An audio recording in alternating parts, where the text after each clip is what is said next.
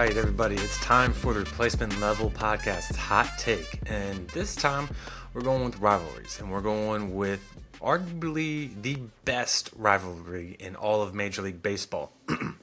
For those who follow me on Twitter, which you can find me at C_Phillips_13. Well, I guess I shouldn't say Twitter because it's no longer Twitter anymore. It's X. So I don't know if we still tweet or if we exit or what. Anyways, if you're on what used to be called Twitter, which is now called X, you can find me at C_Phillips_13. But I was up in Chicago this past weekend taking in the series of the St. Louis Cardinals versus the Chicago Cubs in Chicago at the wonderful confines and newly renovated Wrigley Field. Been there a few times to Wrigley Field. It's a great ballpark. I love what they did with their renovations and everything like that. It looks so much better. They've really, they'd say they hit a home run with it. But anyways, got to witness two games, the Saturday game and the Sunday game. Saturday game was a blast out there in the bleachers amongst the people, amongst everybody, the common folk, all that. All those good people out there that have a wonderful time making cup snakes out there, dancing in the rain thanks to the rain delays that we had, and just a lot of fun. I would say if you're going there with your family, don't sit in the bleachers. Get a regular seat. The bleachers can be a little crazy and a little chaotic and a little too much for some younger kids and stuff like that. But if you got older ones, it's an experience out there for sure. It's definitely different sitting in the bleachers in the outfield than it is sitting in the stands. But anyways, I got to witness the Cards and Cubs game, and it really got me thinking that this is the best rivalry in all of baseball. And in my opinion, it's really not even close when you kind of think about it. Yes, you're going to come at me and say the Yankees and the Boston Red Sox, the Yanks and Sox, all them guys over on the East Coast, what they've done, the footage that you have up there. But it's really just like tabloid kind of like what you would see in tabloid magazines and stuff like that. Like, it's shocking headlines and shocking things that happen that grab your attention. But when you really look at it, that's all I got to say is like, it's a lot of hype, a lot of big names. Yes, the Yankees are well known for winning the most World Series in Major League Baseball history. They've had a impressive line of stars that have come through and been there and played for them and donned their uniforms. You had George Steinbrenner, the late George Steinbrenner, who everybody knows, also was kind of portrayed in the 90s sitcom Seinfeld in there as well. So, like, there's a lot of history with the Yankees. There's a lot of history with Boston Red Sox as well. They had Babe Ruth and they traded him to the Yankees, and like Babe Ruth's legendary accomplishments have gone down in history since then. Everybody knows about it. I'm not going to spend much time talking about them, but like, you have a lot of that, but it's a lot of history in just their own organizations. It's not a lot like when we're talking rivalries and when we're talking about like what makes it a great rivalry. And that's why the St. Louis Cardinals versus the Chicago Cubs is the best rivalry in all of baseball, and it's better than what the West Coast is going to throw at you with the Dodgers versus the Giants, who, I'll be honest, I didn't really realize that was a rivalry for like a long time because nobody talked about it. Nobody really followed it. Nobody really kind of frankly cared about it. Now you've kind of got this new one they're trying to start with the Dodgers and the Padres. And okay, I mean, honestly, it's still the Dodgers, and the Padres are like the little brother. And they're trying to buy stars. Padres are trying to do what Dodgers have done, and it's really not working out for them. But, again, that's a topic for another day. But the best rivalry is the Cardinals and the Cubs. And if you kind of look at the history of the rivalry, quite frankly, I don't think it's very close at all. The first meeting between the Cardinals and the Cubs happened on April 12th in 1892. Yeah, 1892, of like few hundred years ago. I'm not going to do the math because math was not my strong suit or anything like that, but it was a very, very long time ago. And it's one of the oldest rivalries out there, period. I mean, and I'm not just saying, before that, like, you could say, oh, you're just saying it's the oldest rivalry and everything to like make your case, but like that proves like they are one of the oldest rivalries in all of baseball. Now, you can probably argue, looking back at the history of baseball and where it was going or how it was started and how it was created, what teams really fell under the current history and team history of these organizations and stuff like that. Like you previously had the Milwaukee Braves who moved to Atlanta. Then you got the Milwaukee Brewers. Now you have the Atlanta Braves. So we're trying to follow those things like Braves Mets rivalry and stuff like that. And really trying to find when the rivalry started. It can be up for debate. Again, that can be a topic for another day, is defining when the rivalry actually started. But in this instance, we really do have Cards Cubs started in 1892, April 12th, and that makes it one of the oldest rivalries in baseball. The regular season record is currently held by the Cubs. They have 1,264 wins compared to the Cardinals' 1,213 wins. There's also 19 ties, which I kind of surprised that, one, they recorded ties in baseball, and two, that there's been 19 of them, by the way. Not just like 5, like almost four handfuls of ties that have happened in there as well. So kind of cool. Little fun fact there. Postseason wise, these two teams have only met in the postseason once, if you can believe it. So if you think about it, this rivalry started back in 1892. They've had years and years and years and decades of baseball. Like, obviously they've played almost a little over 2,400 games against each other, but they've only met in the postseason once. And the Cubs own that record with 3-1 when they beat the Cardinals in 2015. So kind of crazy. The teams, only met once in the postseason. But when you start to look at it a little more, it kind of makes a little bit more sense. The Cardinals have the most World Series titles in the National League with 11. That also makes the Cardinals the second, or the finish in second overall with the most World Series titles. Obviously, the Yankees are number 1 with their 29. But that's quite a big gap, too, from first to second. But anyways, so the Cardinals, you could kind of say, are kind of the Yankees of the National League. Like, they're the team that is going to win a lot and going to win a lot of World Series and, be perennial winners and contenders in the playoffs and everything like that. And that is a reason why so many National League teams and fans of those National League teams hate and despise the Cardinals, because the Cardinals win. I mean, it's kind of like what AL teams do with the Yankees. They hate and despise the Yankees because the Yankees have won so much. And it comes with the territory. If you win, people are going to start disliking you because you win all the time. You win so much. People want to see something new, see something different. But, Cardinals have won 11. They are the top dog in the National League.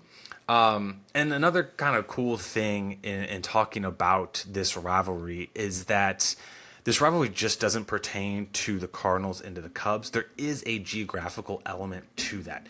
Specifically, when we're talking about in Central Illinois.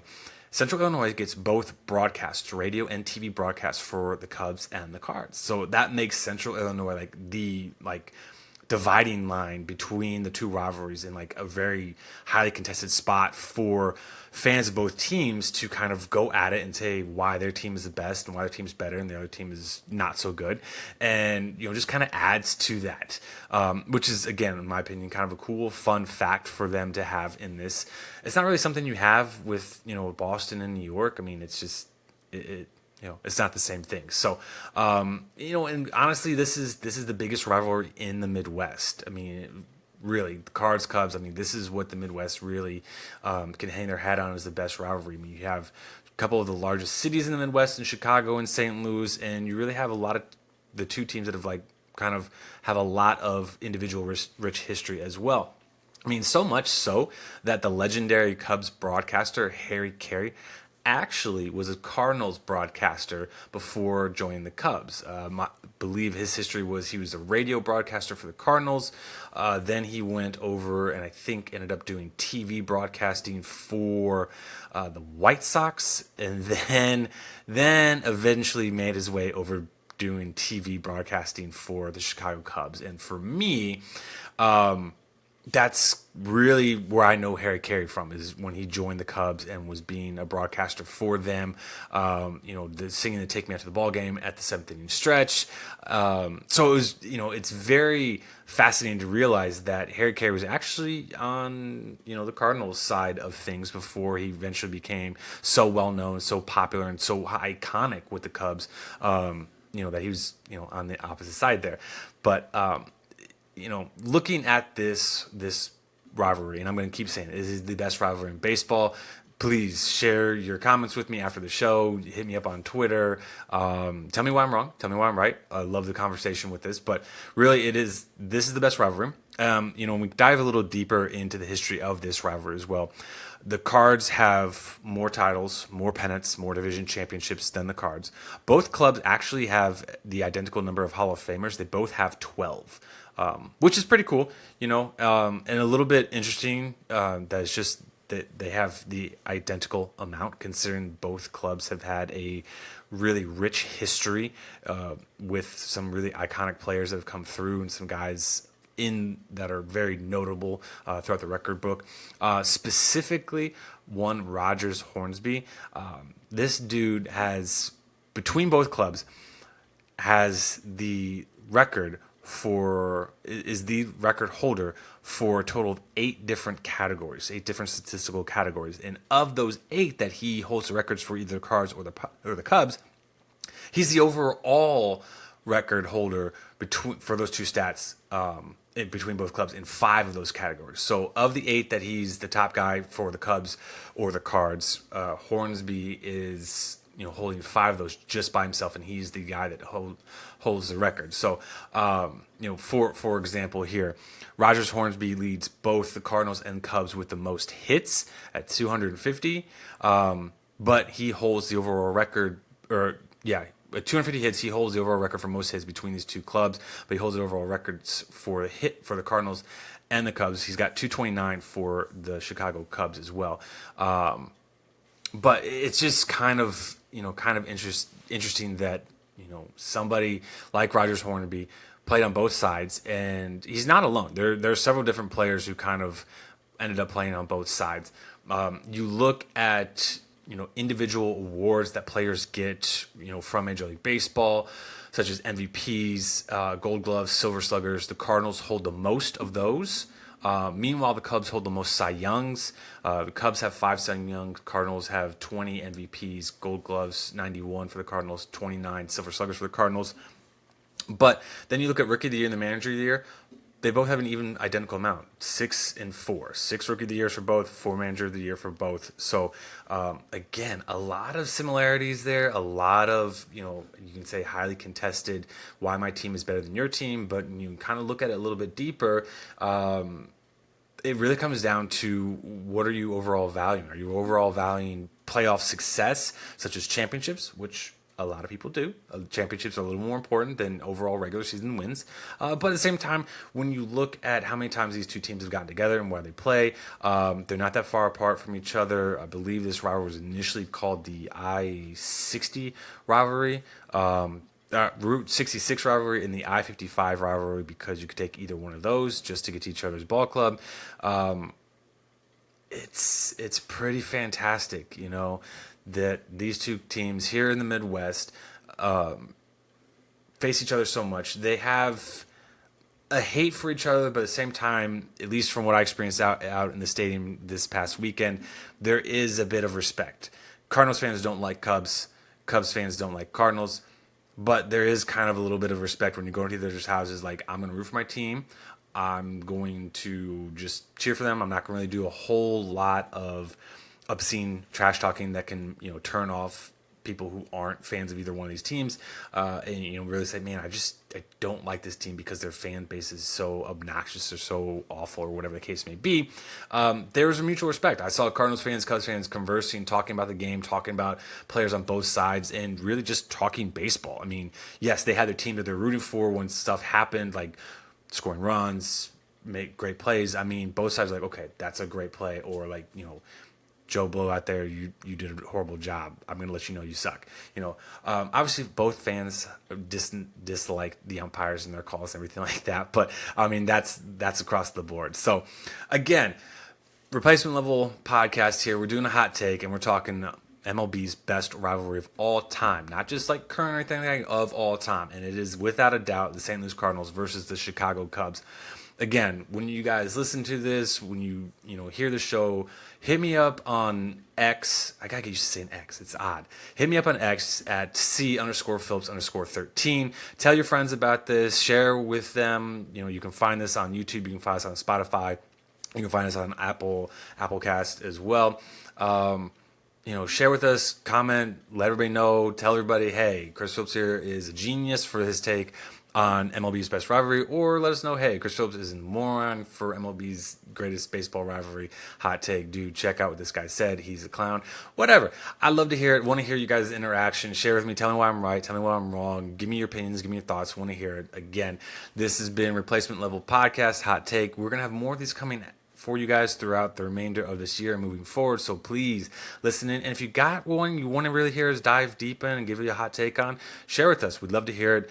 But again, until later this week, guys, we've got a great couple shows coming up. We've got Jack Stern of the Milwaukee Brewers, beat writer, coming. We're going to talk to him later this week. And then after that, we're going to talk with Ted Schruzel, who's the beat writer for the Minnesota Twins. We'll chat with him. Again, check those shows out. They're going to be fantastic. Both those guys do wonderful work. Very knowledgeable on their teams, and great follows on X. But we will talk to you guys later.